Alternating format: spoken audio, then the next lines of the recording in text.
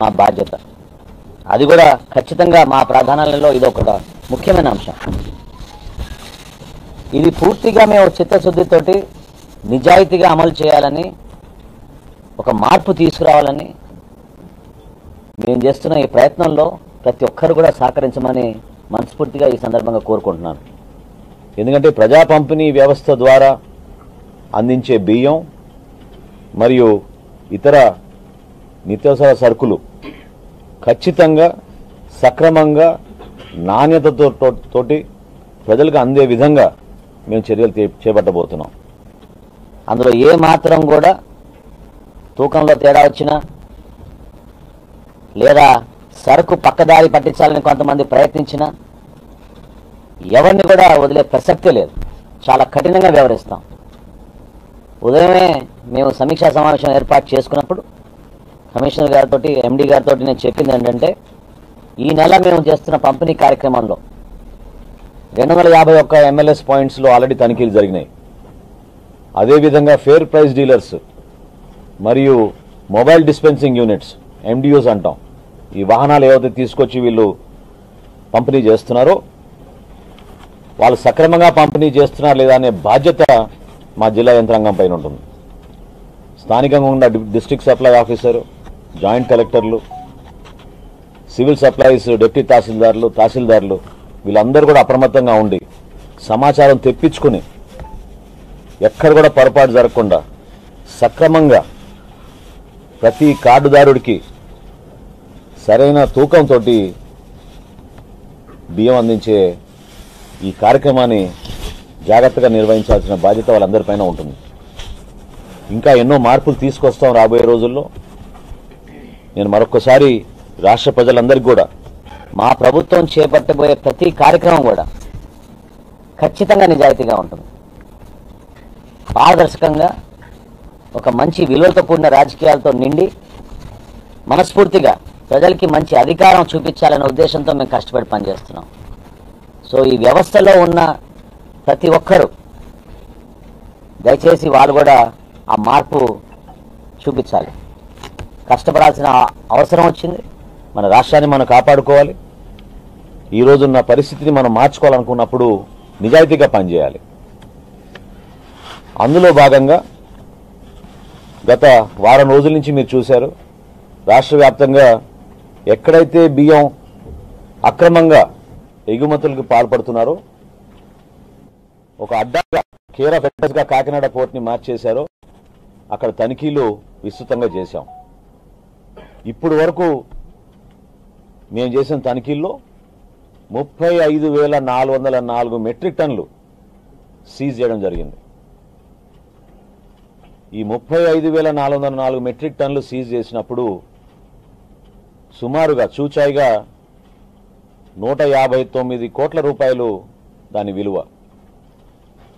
ఇది బహుశా ఇది ఏ రాష్ట్రంలోనూ ఈ విధంగా జరిగి ఉండదు. ఈ ఫుడ్ మాఫియాని మాత్రం మనం ఎట్టి పరిస్థితుల్లో కూడా ఉపేక్షించే సందర్భం రాకూడదు.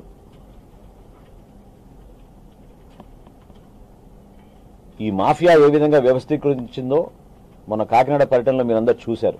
చాలా మంది మీడియా మిత్రులు, అధికారులు కూడా మేము మొట్టమొదటిసారి మమ్మల్ని కాకినాడ పోర్ట్లో గేట్ దాటి మమ్మల్ని రానిచ్చారనే విషయం చెప్పినప్పుడు నేనే ఆశ్చర్యపోయాను.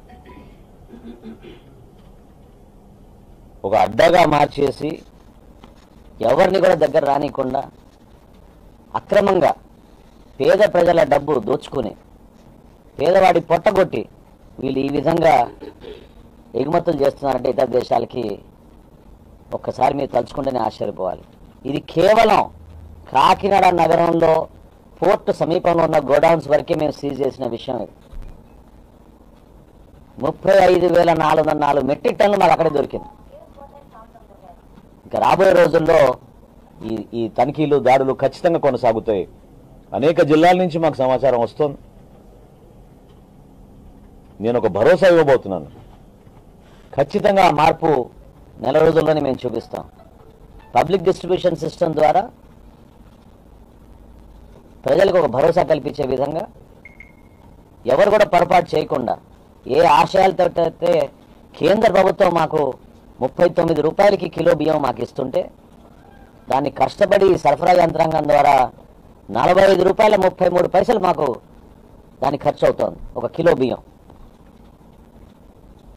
రూపాయికే కార్డుదారుడికి మేము సరఫరా చేస్తుంటే ఈ దుర్మార్గులు 8 రూపాయలకి 7 రూపాయలకి కొనుగోలు చేసి భారీ ఎత్తున ఈ స్కామ్కి పాల్గొంటున్నారు. దయచేసి రాష్ట్ర ప్రజలు కూడా ఆలోచించుకోవాలి. మీరు ఈ పొరపాటులో మీరు కూడా భాగస్వాములు కాబాకండి. ఎంతవరకు మనకి బియ్యం అవసరమో ఏ విధంగా దాన్ని మనం జాగ్రత్తగా వాడుకోవాలో ఈ ప్రభుత్వం మీకు అందిస్తున్న కానుక ఇది, దాన్ని గౌరవించండి. ఒక రైతు పడే కష్టాల గురించి గతంలో అనేక జిల్లాల్లో పవన్ కళ్యాణ్ గారు నేను పర్యటించినప్పుడు మేము చూసాం. పంట పండించిన తర్వాత 3-4 రోజులు లారీ కింద పండుకొని మిల్లర్ల దగ్గర పోయి బతిమలాడుకోవాల్సిన పరిస్థితి తీసుకొచ్చారు ఈ గత ప్రభుత్వం. ఆ పరిస్థితి మారుతుంది. నేను మాటిస్తున్నా మీకు, రాబోయే సీజన్లో ఏ మిల్లర్ కూడా తప్పు చేయకుండా, రైతుకి ఎక్కడ ఇబ్బంది కలగకుండా, ధాన్యం కొనుగోలు విషయంలో, ఈ ప్రొక్యూర్మెంట్ విషయంలో చాలా పారదర్శకంగా కొత్త టెక్నాలజీ వాడి ప్రతి ఒక్కరికి మేలు చేసే విధంగా మా పౌర సరఫరాల శాఖ నిలబడుతుందని ఈ సందర్భంగా తెలుపుతూ, ఈ 1000 కోట్ల రూపాయలు ఏ విధంగా మేము జిల్లాల వారీగా పంచామో మీకు వివరాలు ఇస్తాను. పశ్చిమ గోదావరి జిల్లాకి 565 కోట్ల 95 లక్షలు, తూర్పు గోదావరి జిల్లాకి 121 కోట్ల 96 లక్షలు, కోనసీమ జిల్లాకి 163 లక్షల 59 లక్షలు, కాకినాడ జిల్లాకి 21 కోట్ల 92 లక్షలు, ఏలూరు జిల్లాకి 119 కోట్ల 96 లక్షలు, చివర్లో బాపట్ల జిల్లాకి 6 కోట్ల 61 లక్షలు. సుమారు 49,000-50,000 మంది రైతులకి ఉపశమనం కలిగేటట్టు ఇంత కష్టమైన ఆర్థిక పరిస్థితుల్లో కూడా నిజంగా ఒక విధంగా మా శాఖ పనితీరు చూసి ఇంకా ఉత్సాహంగా పనిచేయాలనే ఆలోచనతో అధికార యంత్రాంగం అందరూ కలిసి వస్తున్నారు. నేను మనస్ఫూర్తిగా వాళ్ళని అభినందిస్తున్నాను. ఎందుకంటే ఊహించలేని పరిస్థితుల్లో 2,000 కోట్ల రూపాయలు బకాయిలు బ్యాంక్ ఆఫ్ బరోడాకి మేము చెల్లించాం. ప్రభుత్వ సహకారంతో, ముఖ్యమంత్రి గారి ఆదేశాలతో, చెడ్డ పేరు రాకూడదు మన ప్రభుత్వానికి అనే ఆలోచనతో ఆర్థికంగా ఇబ్బంది పడినా ముందుగా స్టాచ్యుటరీ పేమెంట్ 2,000 కోట్ల రూపాయలు ఆల్రెడీ వెచ్చించాం. ఇది కాకుండా ఈ 1000 కోట్ల రూపాయలు రాష్ట్ర ప్రభుత్వం మాకు సహకారం అందించింది కాబట్టి, పెద్ద మనసుతో ముఖ్యమంత్రి గారు, ఉప ముఖ్యమంత్రి గారు స్పందించారు కాబట్టి ఈ 1000 కోట్ల రూపాయలు ఈ రైతులకి మేము అందించగలుగుతున్నాం. రాబోయే రోజుల్లో ఖచ్చితంగా ఆ బ్యాలెన్స్ 600 కోట్ల రూపాయలు తప్పకుండా కొద్ది రోజుల్లోనే అది కూడా మేము మన రైతులకి అందించే విధంగా మీకు ఒక భరోసా ఇస్తున్నామని ఈ సందర్భంగా తెలుపుకుంటున్నాను. ఖచ్చితంగా మా సివిల్ సప్లైస్ కార్పొరేషన్ని ఫైనాన్షియల్గా స్టేబుల్ చేయబోతున్నాం. రాబోయే మార్చి కల్లా కనీసం 10,000 కోట్ల రూపాయలు బకాయిలు తగ్గించడానికి ఒక ప్రణాళిక సిద్ధం చేసుకున్నాం. బ్యాంకులకి చెల్లించాల్సింది ఉంది. తప్పకుండా వాళ్ళకి ప్రాధాన్యత ఇచ్చి వాళ్ళు కూడా రాబోయే రోజుల్లో రైతులను ఆదుకోవడానికి ముందొచ్చి క్రెడిట్ ఫెసిలిటీస్ ఎక్స్టెండ్ చేసే విధంగా బ్యాంకర్స్ని, ఫైనాన్షియల్ ఇన్స్టిట్యూషన్స్ అందరిని కూడా సహకరించమని నేను కోరుతున్నాను. ఎందుకంటే చాలా నిజాయితీగా పనిచేస్తాం. కనీసం 10,000 కోట్ల రూపాయలు మార్చి 31వ తారీఖు కల్లా తిరిగి వాపసు చెల్లించడానికి ఒక ప్రణాళిక సిద్ధం చేసుకుని మేము ముందుకెళ్తున్నాం. దాన్ని కూడా ఈ ఇన్స్టిట్యూషన్స్ అందరూ కూడా గుర్తిస్తారని, తద్వారా మన రాష్ట్రానికి మరింత మేలు జరుగుతుందని మనస్ఫూర్తిగా మేము ఆశిస్తున్నాం. ఎవరైతే ఈ దోపిడీకి పాల్పడ్డారో, కొంతమంది ఇంకా పాల్పడుతున్నారో వాళ్ళని మాత్రం వదిలే ప్రసక్తే లేదు. ఒక్క ద్వారంపూడి కుటుంబం చేసిన అవినీతి మామూలు విషయం కాదు. ఆ ప్రాంతంలో ఇది రాష్ట్ర వ్యాప్తంగా వాళ్ళు దాన్ని విస్తరించారు. ఆ నెట్వర్క్ని డిస్మాంటిల్ చేయాలి. అన్ని జిల్లాల్లోనూ వీళ్ళు భయంకరంగా ఈ మాఫియాని పెంచుకుంటూ వచ్చారు. తప్పకుండా రాబోయే రోజుల్లో కఠినంగా మేము వీళ్ళపైన చర్యలు తీసుకుంటాం. సమాచారం సేకరించుకుంటున్నాం, ఇంకా తనిఖీలు చేస్తాం. ఈ వ్యవస్థ మాత్రం ప్రక్షాళన జరిగే వరకు ఒక ప్రణాళిక సిద్ధం చేసుకుని రాష్ట్ర ప్రజలకి మేలు చేసే విధంగా మేము ముందుకెళ్తాం. Thank you.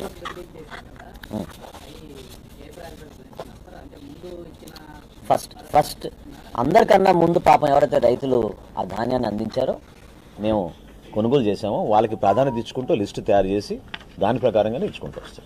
ఇప్పటివరకు మీరు స్కామ్ కొంత వెలికి తీశారు కదా సార్, ఇందులో మాజీ సివిల్ సప్లై మంత్రి పాత్ర ఉంది, అదేవిధంగా ద్వారంపూడి చంద్రశేఖర్ పాత్ర. వ్యక్తిగతంగా పేర్ల గురించి సంబోధించడం ఇది సమయం కాదు. ఖచ్చితంగా సిఐడి ఎంక్వైరీ లేదా స్థానికంగా ఉన్న కలెక్టర్ గారికి ప్రస్తుతం బాధ్యతలు అప్పచెప్పాం. వాళ్ళు మాకు అందించిన వివరాలని బట్టి తప్పకుండా మేము ఫర్దర్ స్టెప్స్ మేము తీసుకుంటాం. అందరూ ఎవరైతే ఈ వ్యవస్థలో భాగస్వాములు అయిపోయారో, ఎవరైతే అడ్డగోలుగా దోచేశారో, అక్రమంగా పేదవాడి పొట్టగొట్టి వీళ్ళు సంపాదించారో ఎవరిని వదిలే ప్రసక్తే లేదు. కఠినంగా వ్యవహరిస్తాం. అది మా బాధ్యత, మా విధి. డెఫినెట్గా చేస్తాం. చాలా మందికి ఆల్రెడీ తెలుసు ఆ పేర్లు. అధికారికంగా మేము చెప్తాం కొన్ని రోజుల తర్వాత. చెప్తాం. లేదండి, ఇంకా ముందు మేము మా ప్రక్రియ మేము పూర్తి చేసిన తర్వాత చేస్తాం. ఒక్కొక్క ప్రశ్న తీసుకుందాం. సారీ, ఒక్క నిమిషం చెప్పండి. అవునండి, మేము ఆల్రెడీ టెండర్లు పిలిచామండి. ఎందుకంటే దుర్మార్గంగా వాళ్ళు వ్యవహరించారు. చాలా నెలల నుంచి పాపం ప్రజల్లో ఎదురు చూస్తున్న కందిపప్పు కానీ పంచదార కానీ వాళ్ళు సరఫరా చేయలేకపోయారు. ఆ చర్యలు చేపట్టాం. బహుశా ఇంకా నెల రోజుల్లో అది ఒక స్టేబుల్గా అయ్యేటట్టు మేము చేస్తాం. సారీ, ఒక్క నిమిషం.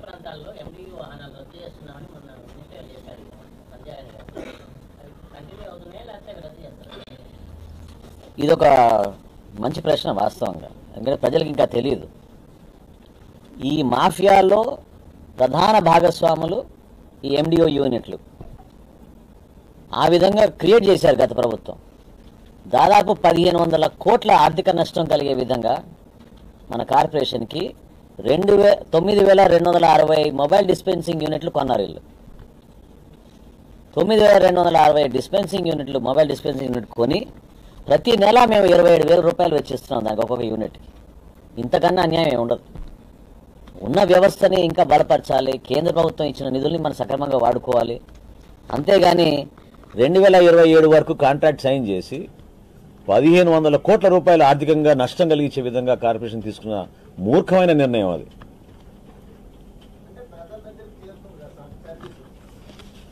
తీసుకుందాం మనం అందరూ ఎవరైతే దీంట్లో స్టేక్ హోల్డర్స్ ఉన్నారో అందరితో సంప్రదించి మేము నిర్ణయం తీసుకుంటాం. అందులో ఏం ఇబ్బంది లేదు. నేను సమాధానం ఆల్రెడీ చెప్పాను మీకు. We will consult all stakeholders and then come to a conclusion. Thank you.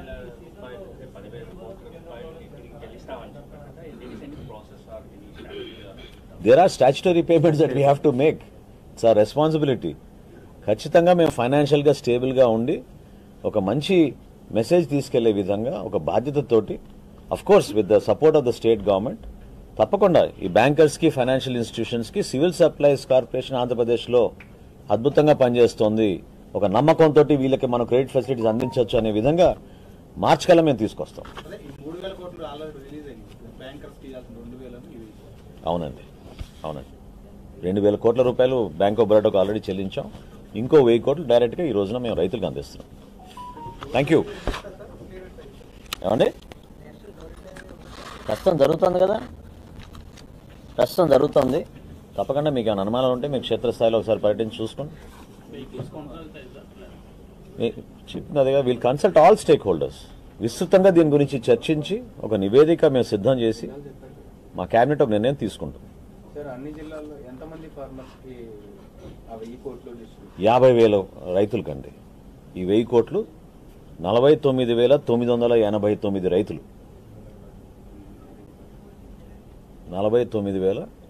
49,989 మంది రైతులకి ఈ 1,000 కోట్ల రూపాయలు ఆర్థికంగా మా బాధ్యతగా మేము వాళ్ళకి అప్పచెప్పాం.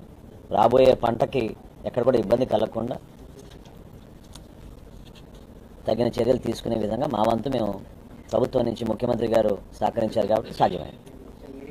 సైడ్ నుంచి కూడా కొంత వాటర్ ఫెసిలిటీ విషయంలో కూడా కొంత ఇబ్బంది ఉన్న పరిస్థితుల్లో వాళ్ళతో ఎట్లాంటి అంటే మా శాఖ నుంచి మేము అన్నిట్లో అట్లా ఇన్వాల్వ్ కాలేమండి. మొన్న తూర్పుగోదావరి జిల్లా పర్యటనలో భాగంగా కొంతమంది కౌలు రైతులు మాకు ఒక సమస్య తీసుకొచ్చారు. ఏంటంటే కల్లాల గురించి వాళ్ళు బాగా ఇబ్బంది పడుతున్నామని. సో స్థానికంగా కల్లాలు ఏర్పాటు చేయడానికి కలెక్టర్ గారిని పొరంబోకు భూములు ఇతర భూములు ఐడెంటిఫై చేయమని చెప్పాం.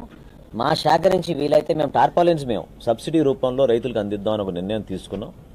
అది ఎందుకంటే గతంలో మార్కెటింగ్ శాఖ చేసేది అది, కానీ మేము మా శాఖ నుంచి రైతులు పాపం ఎంతో సహకరిస్తున్నారు కాబట్టి మాకు సో టార్పాలిన్స్ అందించే విధంగా ఒక కార్యక్రమం చేద్దామని అనుకున్నాం. అది ఇంకొంచెం సమయం పడుతుంది. రవాణా చేసే బియ్యం చాలా మంది తినే పరిస్థితుల్లో లేవనేది ఒకటి. ఈ అమ్మకానికి కూడా ప్రధాన కారణం తినకపోవడం వల్ల వాళ్ళకు కూడా డబ్బులు వస్తున్నాయి. ప్రజలే మనం వెనక దళారులు అనుకుంటున్నాము, ప్రజలే స్వచ్ఛందంగా అమ్మే పరిస్థితి కనిపిస్తుంది. గతంలో పవన్ కళ్యాణ్ గారు చెప్పారు ఈ ఎంత మిస్యూజ్ అయ్యే బదులు డైరెక్ట్గా నగదు బ్యాంకుల ద్వారా ఇస్తే బాగుంటుంది. అనేక ఆలోచనలు ప్రభుత్వంలో ఉన్నాయండి, అందులో ఏమాత్రం కూడా డౌట్ లేదు. పవన్ కళ్యాణ్ గారు గతంలో క్షేత్రస్థాయిలో పర్యటించినప్పుడు అదేవిధంగా ఉమ్మడి ప్రణాళిక మేము రూపొందించేటప్పుడు చంద్రబాబు నాయుడు గారి సూచనలతోటి కూడా కొన్ని అంశాలు మేము పొందుపరిచాం. ఆ ప్రణాళిక మేము అమలు చేస్తున్న భాగంగా ఖచ్చితంగా రాబోయే కొన్ని నెలల్లో ఆ మార్పులు మేము ఈ పీడిఎస్ డిస్ట్రిబ్యూషన్లో కానివ్వండి లేదా ఇంకా ఇతర వెల్ఫేర్ ప్రోగ్రామ్స్లో కానివ్వండి తప్పకుండా ప్రజలకు ఉపయోగపడే విధంగా సంక్షేమంలో ఎక్కడ పొరపాటు జరగకుండా మేము చూసుకుంటాం. Yes. No, that is definitely an issue. That is also something we'll go deeper. తప్పకుండా. అందుకనే ఇప్పుడు ఈ పేమెంట్లో కొన్ని ఛార్జెస్ మేము ఆపామండి. అందులో గన్నీ బ్యాగ్స్ ఒకటి. సో కానీ రైతుకి అక్కడ ఇబ్బంది పడకూడదు. ఇప్పుడు ఏమన్నా వ్యవస్థలో ఉన్న సిస్టమ్ని మిస్యూజ్ చేస్తున్నారు, కానీ రైతుకి ఇబ్బంది కలగకుండా చూసుకోవాల్సిన బాధ్యత మన పైన ఉంటుంది. తప్పకుండా ఆ గన్నీ బ్యాగ్స్ గురించి ఇంకొంచెం లోతుగా మేము అధ్యయనం చేస్తాం. Thank you. అండ్ మీ అందరికీ ప్లీజ్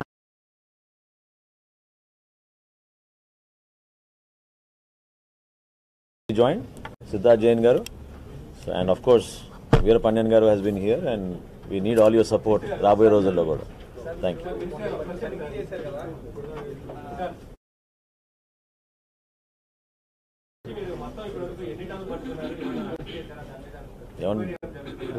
మీరు దూరంగా ఉన్నారు, మీకు వినపడలేదేమో. 30 వినండి ఒక్క నిమిషం. ఇప్పుడు వినపడుతుందండి. 35,404 మెట్రిక్ టన్నులు రైస్ని సీజ్ చేశాం. 404 మెట్రిక్ టన్నులు బియ్యాన్ని మేము సీజ్ చేశాం.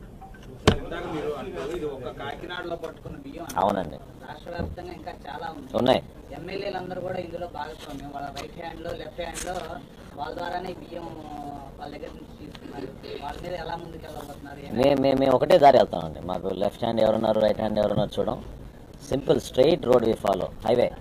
ఖచ్చితంగా మేము చేయాల్సిన కార్యక్రమాలు ఆ విధంగానే ఉంటాయి, చాలా పారదర్శకంగా ఉంటాయి, ఎవరిని వదిలే ప్రసక్తే లేదు. Thank you.